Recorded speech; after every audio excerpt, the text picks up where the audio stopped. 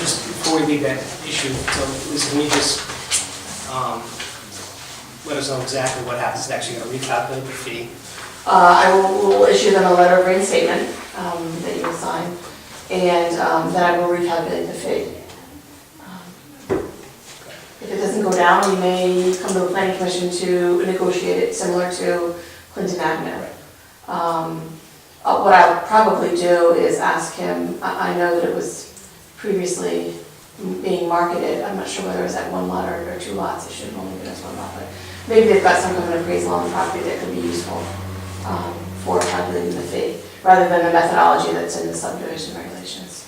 And then, So if there's anything, I'll utilize that as well. and then if there's still some disagreement and we come to an impasse, how long does he have until his application expires?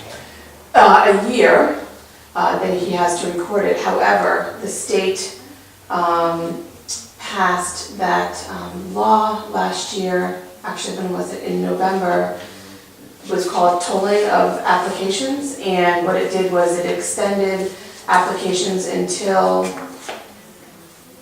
well, it wouldn't affect this too much, I think it was June 2011.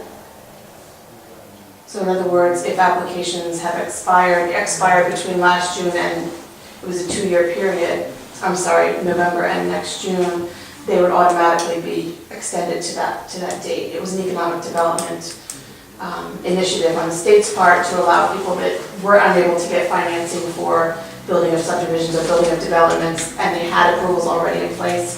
It was a method for those approvals to remain in place and not expire. So this will be impacted by that as well. So even though the approval was given tonight in May, it will expire in next June, I think is the date. So because it is within that time. So he has 13 months instead of 12. Right. And I, just out of curiosity, not that it's relevant, but there is a for sale sign up there. When I drove by today, are they trying to sell both lots or just? I believe so. So the house. and the Technically, you're lot- not allowed to market That was a my lot question. unless it's subdivided and recorded in the clerk's office. I mean, it's not something that I run around, have paper looking at in town, but I have had complaints, and generally it comes from one realtor pointing at another realtor, strangely enough. And so if it is brought to my attention, I send a letter out to the realtor, the phrase in the subdivision regulations that states that you're not allowed to market it until it's recorded. So I really honestly don't know how they're marketing it, whether it's an existing lot or whether it's 2 lots. I think that just because Yeah. we looked around town a year Yeah. ago, I know what most of the places are right now, and they were marketing it as 2 As lots, 2 lots. which they probably, Yeah, I wouldn't think should be No. doing if they didn't have the permit. that's right.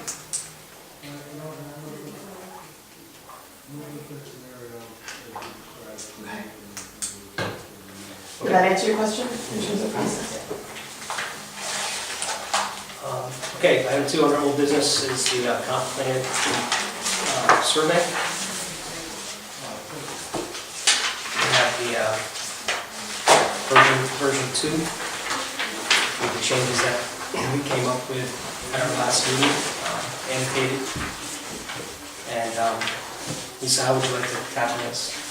I guess we should just go through and just quickly each number, whatever, if nobody has anything in the first 10, then we'll go on. But as you know, Nancy sent comments to me and Duncan and Mike. She was not going to be at the meeting today. And I looked through them with Cindy and I made note of the ones that we agreed with, we agreed with.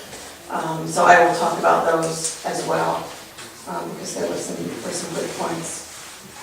Some of the rehashing of what we talked about last time, but, and if you all have issues that you want to talk about that I don't talk about in terms of that email, that's fine too. I just had a question on 5. If we're asking. Does anybody have anything before 5? Okay, we'll start with 5.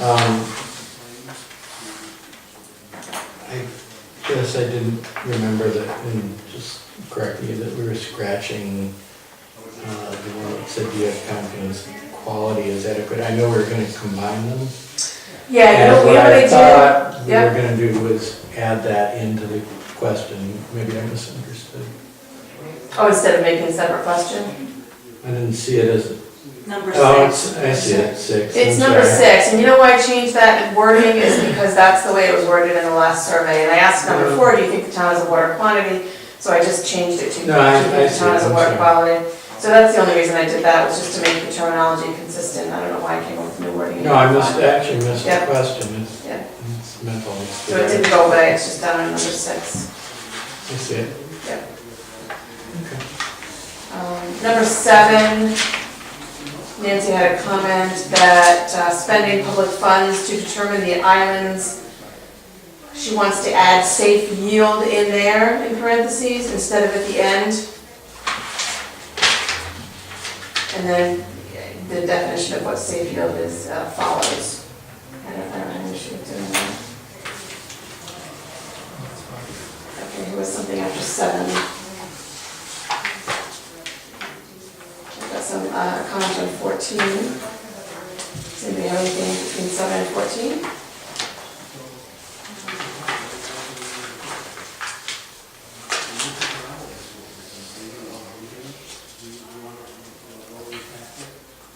No, okay. 14, I'm not even sure it's well, it is a comment.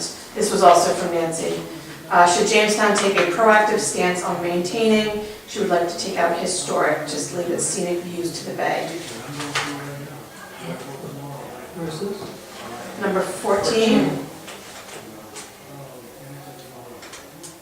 I said 14. That's That sort is- of- Oh, yeah, there's two, actually, there's, the numbering starts repeating. There's Right. that's what I'm 12, saying. let me see, 10, 11, 12, 13, 14, then it goes back to 12, 13, 14.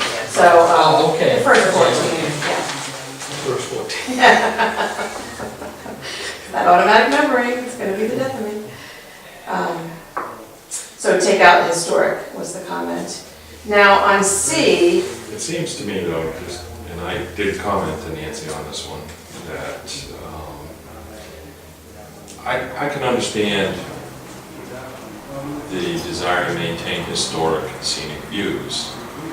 It's much more complicated, I think, for us to define and to enforce maintaining scenic views. How do you say to somebody, well, gee, your land is in the way of this scenic view? But if you're, next to the windmill or something, well then, there's an expectation that you're in a historically important area, and you should, not be offended if the town comes and says, or some group comes and says, gee, can you cut down your brush because you're blocking the view of the windmills? But just scenic, some people like different scenes. Right. It seems like Some people It's like to opening look a at their can of cruise ships, and worms. some people want to walk them, so. I would be willing to bet that there'd be a lot of people showing up at a meeting over that question alone. Yeah. Well, what about the person that maybe there's, and I don't know, but for instance, if you had a field and then someone built a house and then they put trees up, maybe you were always able to see the water from there, that, you can't tell people. that's a scenic view, I would say, not a historic scenic view. Yeah. Right, I think that you're opening a can of worms if you try to But legislate. I don't understand the Private difference between property. historic, and non-historic. Isn't that what was there before, like how macro code was? Yeah, the Said word we- historic is not defined, It's so. not defined, and I think that she made suggestions, but it was way too complicated to try to define that, only from the question would be very lengthy. What does everybody feel about how to go forward with that question? I just think if you put historic, if you do historic in the survey, you have some latitude to play around with whatever the answer is coming back from the public, versus scenic, which I don't think gives you. There's a broader, Yeah, it's just too broad I can see us going back to the survey that the historic preservation people did, state people did, and, they had some historic vistas and so on, and you can start to measure those things.